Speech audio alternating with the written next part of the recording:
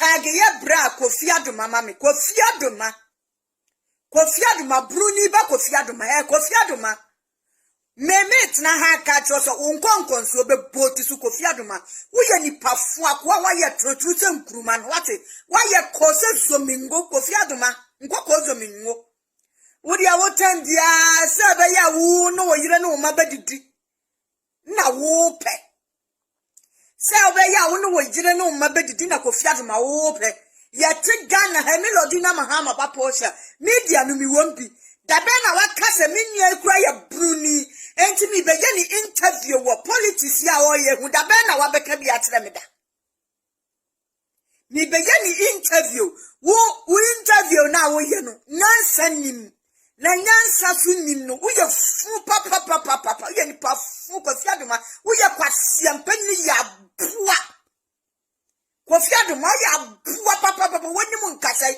When you send chene boto wati Kofi Adoma abua wati wo Kofi Adoma ye te Ghana ha ni Ghana aye Angel TV na mote 20 muntimu nka nokure Angel TV na mote 20 muntimu nka nokure shane Ghana aye awosola wo ye nkwasiafo interview niema ehia no so Kofi Adoma wo ye interview wa boda wo ma mi twe wati Kofi Adoma abua ba wo di bi hu na ebe peska wo sola de Dormaahene nka ntokwa iba ye Dormaahene ni asante hene omon kontokwa ni Kofi Adoma wo to wo bo nsem wo se kwase ampani no tibreku no ne size ne Dormaahene wo se kwase ampani no tibreku ne size ne Dormaahene so benya nkatambia nkrofo ni Dormaahene atani ye interview na wo page no enkosre wa bodam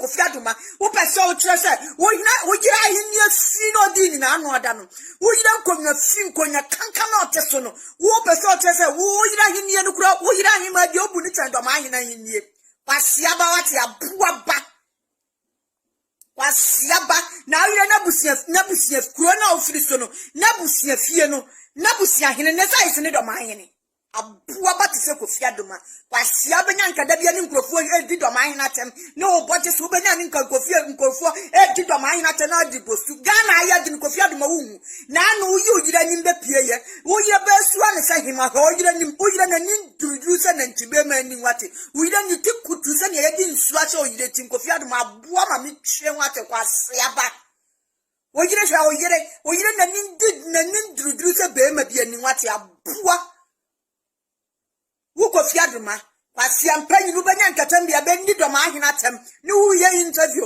wo benya nka asantefo ni bunufu akontokwa wo page abekọ sika benya no YouTube nti ya ni mo tinti ngon kwasi afo mo papa ni mo amena mo di omani mbeye fem ya na na oyire wo de oyire be kire Kofi Adoma wo no oyire sika nyina to oyire aboa ya de nya sika sa oyire nkasa nde ya dane so oyire ni a oyire sanyi osite be na nim na hwena tare wo Kofi Adoma wa boda nkura se wo betima adwen sa adwen se wo pese nkrofo di Dormaahene nim yefem wo ma mi twe nwate kwase aba kwase ampanyi ni batese Kofi Adoma sanya Ghana asia ye din watima ye abeye interview krasa ho watima si abontre se minwan Ghana fo sanya Ghana asia ye moni te ho abu aba wate kwase ama wani sa ma mi tu ma mi fi Kofi Adoma abu aba